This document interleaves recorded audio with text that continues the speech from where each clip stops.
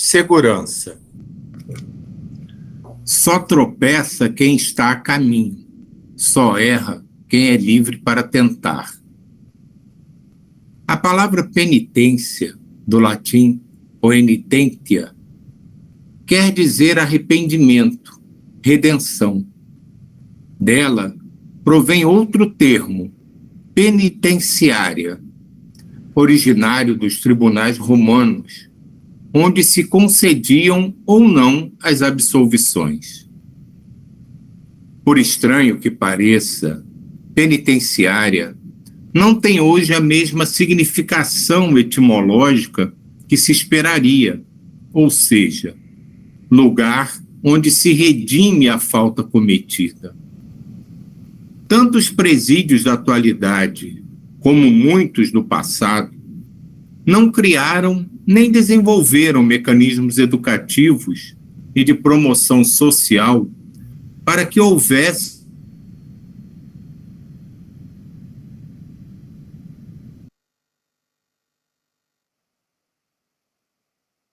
renovação e recuperação. Travou, você travou. Toda ligada não é. Não, a gente ficou sem te ouvir, Silvia. Sim. E agora, estão ouvindo? Então, vou começar de novo. Não sei onde sumiu. Tá bom. Por estranho que pareça.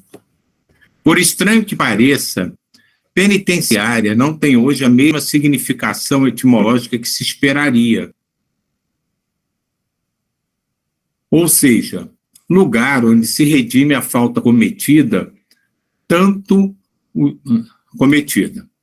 os presídios da atualidade, como muitos do passado, não criaram nem desenvolveram mecanismos educativos e de promoção social para que houvesse renovação e recuperação dos que poderíamos chamar de penitentes. De modo geral, o prisioneiro fica mais perverso e corrompido depois de ingressar no presídio, lugar que deveria ter como finalidade única o reajustamento moral do ser humano. São paradoxos do grau evolutivo da nossa humanidade. Reflexionando sobre essas questões, talvez possamos redirecionar os conceitos que envolvem celas e penitenciárias para outros níveis de compreensão e reestruturá-los em novos pontos de vista. É interessante observar que indivíduos presos por vários anos, quando ficam fora dos muros da prisão, começam a sentir medo e enorme insegurança quanto ao seu futuro. Na cela, esses homens se viam seguros, recebiam invariavelmente alimentos, roupas e agasalhos. Ao deixarem o cárcere e entrarem em contato com outras pessoas, com a comunidade, enfim, com as intempéries do cotidiano, a realidade para eles tomará outra dimensão. Se antes possuíam uma fictícia certeza e não se preocupavam com o dia de amanhã, agora vão recomeçar, libertos, uma nova etapa existencial. A liberdade, nesse instante, porém, lhes trará os imprevistos comuns da vida livre e, por consequência, inúmeras hesitações e ansiedades. Fora da prisão, tem de trabalhar para suprir as necessidades básicas. Então surge o receio de não conseguirem saciar a fome, de não possuírem um teto que os abrigue, pois, doravante, precisam usar o senso interior e guiar-se por si mesmos. Necessitam prover o próprio sustento, o que, nessa conjuntura, gerará temores e desconforto. Intimamente, também, somos assim, presos durante anos na cela do ego, vivendo em um cubículo supostamente seguro. Sentimos muita estabilidade e bem-estar.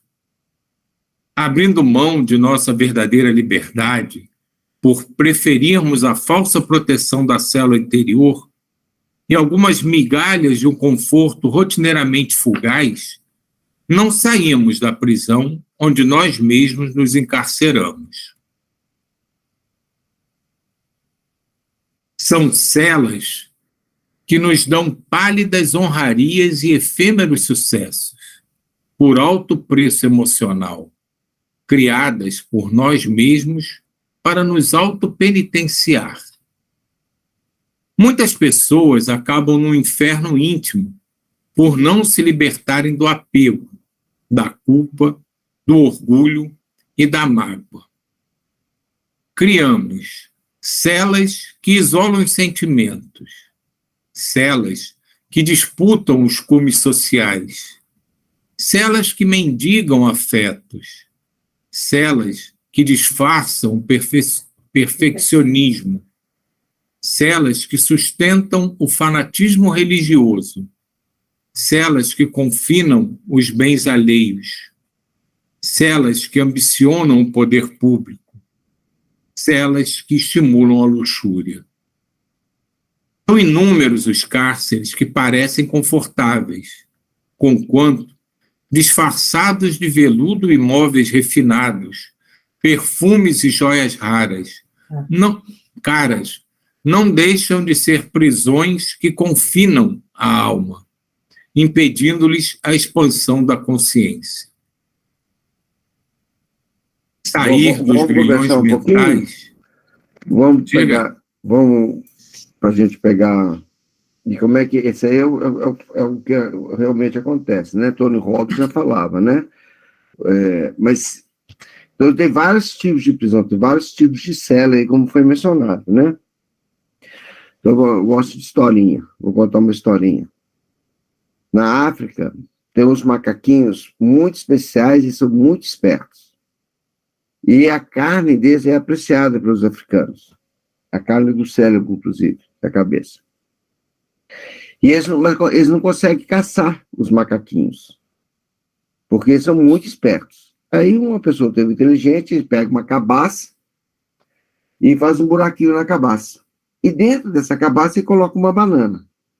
De forma que o macaquinho consegue enfiar a mão para pegar a banana.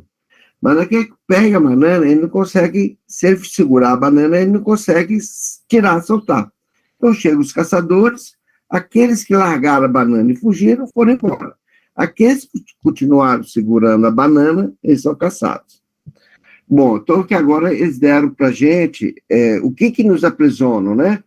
Eu não estou com o livro aqui, baixa um pouquinho, por favor, aí, quem está com o livro, as celas. É o fanatismo religioso, né? Bens materiais, tudo isso são as nossas tentações que vão nos aprisionando. E como é que a gente liberta isso? Como é que a gente realmente... Porque Deus nos deu o livro.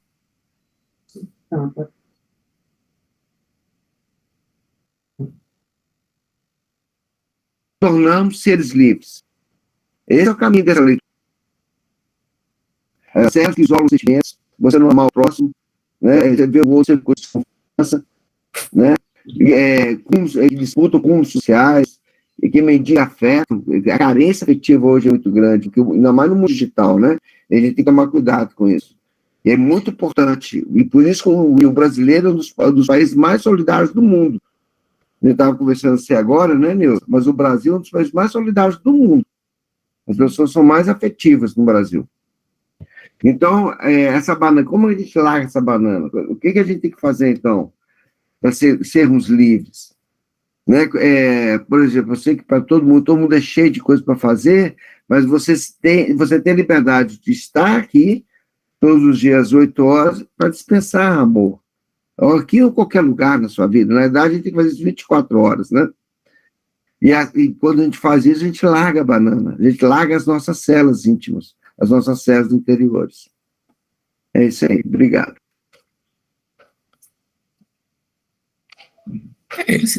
Na verdade, essas células são os males da humanidade, né? Cada um carrega um pouquinho de cada uma delas, né? E acho que essa é a nossa função aqui, tentar justamente abrir a mão e deixar essas células para trás.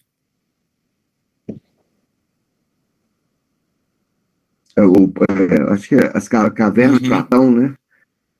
Que a metodologia da caverna de Platão é tão interessante também, mas trazer esse despertar não é simples, né? Sair da caverna não é simples, porque na hora que você estiver saindo, o outro está te puxando. Que isso? Vai trabalhar, meu rapaz, vai ganhar dinheiro, vai você ficar perdendo tempo aí. O que é esse negócio de radiar, amor? Pelo amor de Deus, vai caçar quem te quer, só. Arruma o que fazer, né? Então as pessoas não sabem viver o ócio também. Quando você está em estado meditativo, se você se isola, você se recolhe junto ao Pai.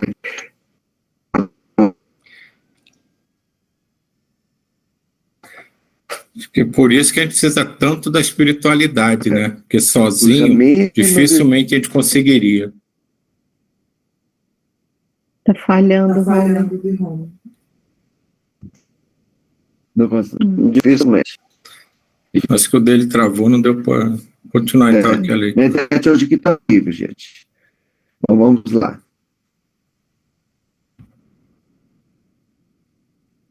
São inúmeros os cárceres que parecem confortáveis, conquanto disfarçados de veludo e móveis refinados, perfumes e joias caras, não deixam de ser prisões que confinam a alma, impedindo-lhe a expansão da consciência. Sair dos grilhões mentais ou da cela egóica não é tão fácil. Somos conservadores, acomodados, e estamos tão sujeitos a uma robotização de hábitos que nunca adquirimos um duradouro conforto psicológico. Sem nos darmos conta, pagamos um preço elevado por algo que as normas sociais dizem ser seguro e garantido. Abandonar as algemas que nós mesmos nos colocamos e nos dar autoabsolvição é o que mais precisamos no momento atual. O homem verdadeiramente liberto sabe que sempre estará correndo riscos e, por consequência, nunca terá absoluta segurança. Só tropeça quem está a caminho. Só erra quem é livre para tentar. Isso me lembra uma frase, né, que tem muito a ver com tudo isso, né, mas é que em relação ao estudo, né? É que diz que só tem dúvida quem estuda. E quanto mais você estuda, mais dúvidas você tem. Que acho que tem muito a ver com isso aqui, né? É difícil a gente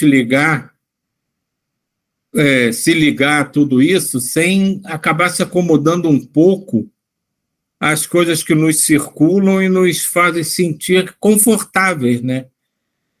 Ainda mais que a gente sabe que a mudança vai trazer consequências que a gente pode não estar preparado para enfrentar.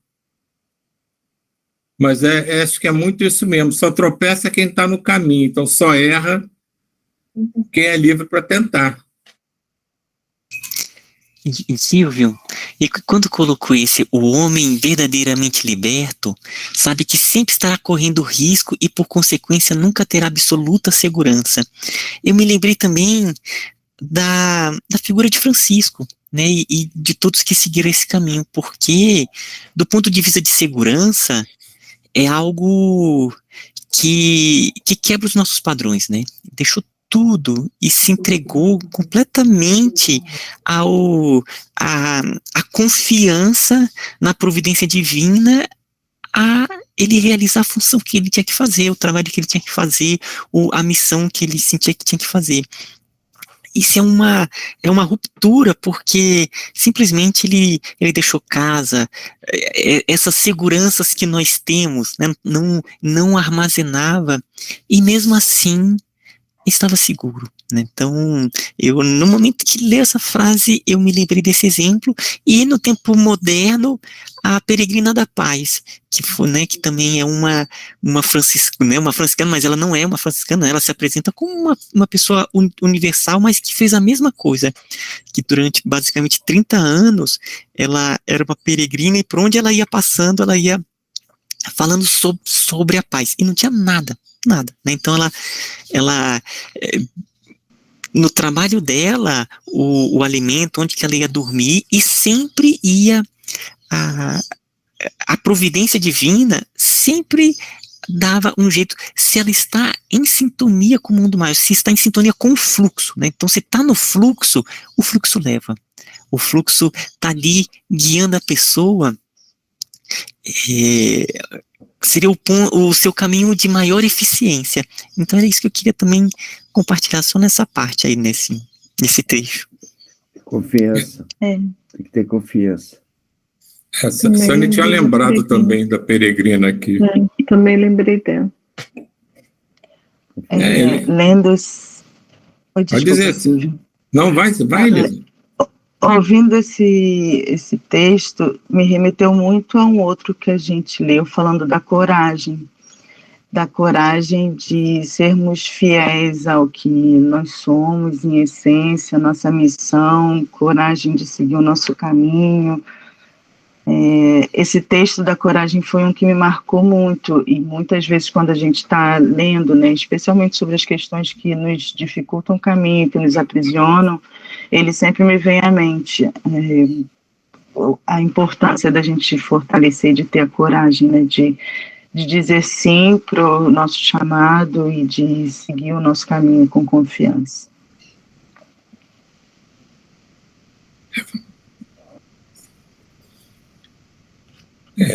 Essa segurança aqui que ele coloca, a gente nunca vai ter, né? Porque acho que no atual estágio da maioria da humanidade, o excesso de segurança está muito relacionado com a arrogância e prepotência.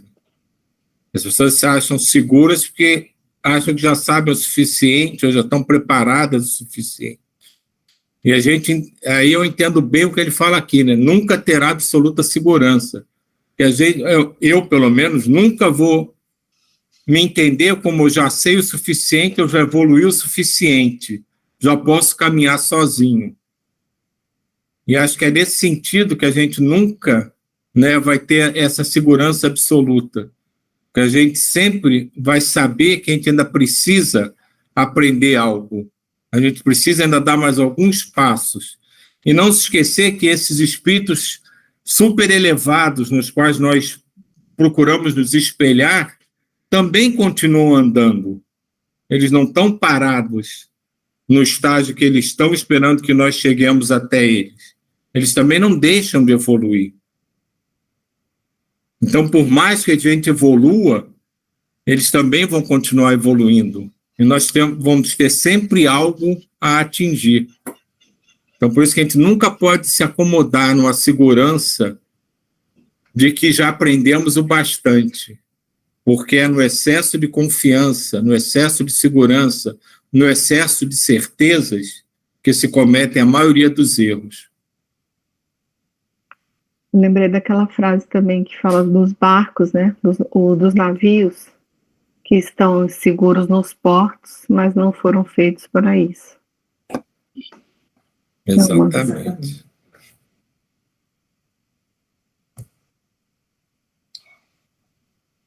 A vida é um processo dinâmico. Não pode ser determinada... Oi? Não pode ser pré-determinada. É pré-determinada segundo nossa diminuta visão evolutiva.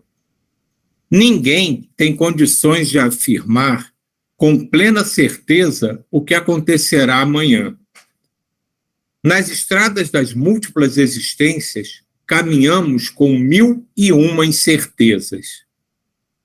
De conformidade com os ensinos dos nobres emissários da codificação, só Deus é soberano Senhor, e ninguém o pode igualar.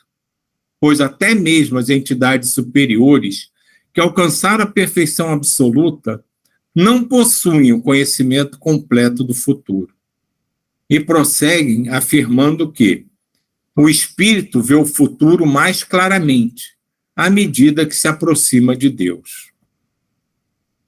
Podemos até entender o porquê de alguns dizerem que a liberdade vem acompanhada de certa dose de insegurança. De início, quando começamos a viver fora das quatro paredes do ego, fora das grades da falsa estabilidade, podemos sentir vacilações, incertezas e até muito medo. Retomemos o exemplo da cela. Os detentos usam roupas padronizadas e não escolhem sua alimentação. Escolher suas vestimentas e optar por determinadas comidas são vantagens primordiais de quem conquistou a liberdade. Tomar as próprias decisões, ser livre para errar, dançar, correr, rir e brincar, ser independente para trabalhar como e onde quiser, fazer o próprio horário, viajar e conhecer novas pessoas, essa é a recompensa de toda criatura livre. O que você quer? A segurança da cela, uma bela prisão onde possa viver sem nenhuma consciência, ou a insegurança sadia, ou seja, viver por si mesmo, utilizando a direção que a força e o potencial da alma lhe dão em forma de senso interior. Questão número 243. Os espíritos conhecem o futuro? Isso depende ainda da sua perfeição. Frequentemente, eles apenas o entreveem, mas nem sempre têm a permissão de o revelar. Quando vem, parece-lhes presente. O espírito vê o futuro mais claramente à medida que se aproxima de Deus. Depois da morte, a alma vê e abrange, de um golpe de vista, suas migrações passadas, mas não pode ver o que Deus lhe reserva. Para isso, é necessário que esteja integrada nele, depois de muitas existências. Os espíritos que alcançaram a perfeição absoluta têm o conhecimento completo do futuro? Completo não é a palavra, porque só Deus é soberano Senhor e ninguém o pode igualar.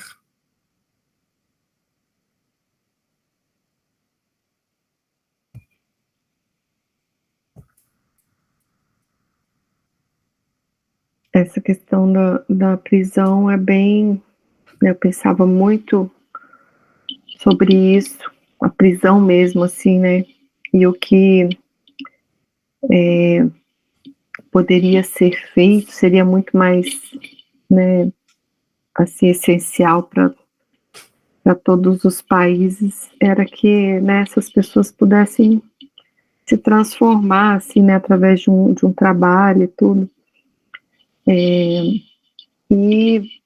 o que a gente vê é que eles saem, tem que tomar medicamentos, né? Ficam com a insegurança de serem sempre taxados de ex-presidiários, essas questões todas.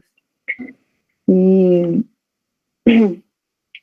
o que a gente ouve, assim, né, do próprio governo, que como não tem interesse em fazer esse trabalho, é que eles não estão ali para serem recuperados, eles estão ali para serem punidos, né? E aí a própria palavra diz que a penitência não é isso, né?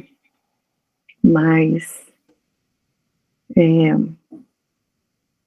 para a gente olhar também para esse lado, né? Que sempre me chamou muita atenção. A pessoa ficar ali eternamente sendo criticada, né?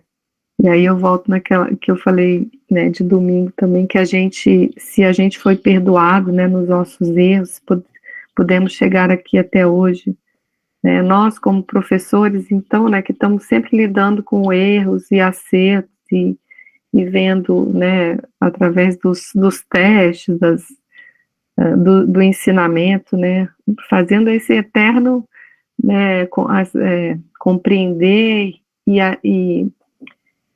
almejar, né, que o outro seja melhor, né? Esse é um trabalho que a gente tem que estar sempre visualizando. E eu vejo tudo isso muito ligado à questão da nossa recuperação, né? Aquela história se não é pelo amor, é pela dor, dos nossos resgates, né? que muitas vezes são encarados por alguns como punição, né? Na verdade, não são. São um momento da gente se recuperar, como ele bota aqui a cela, né? A gente vai para penitência, não é para ser punido. A gente não é punido quando as coisas dão errada como consequência dos nossos atos, mas porque a gente precisa compreender, é aquela questão que a gente discutiu, né? A Neuza lembrou bem, né, do domingo, que na verdade a gente não tem o que perdoar, tem que compreender o que aconteceu, e a partir da compreensão a gente modifica. Senão a gente cai nessa coisa da penitenciária mal empregada. A gente se pune, na verdade, não compreende, não se modifica, porque não reflete sobre tudo que envolveu aquela situação.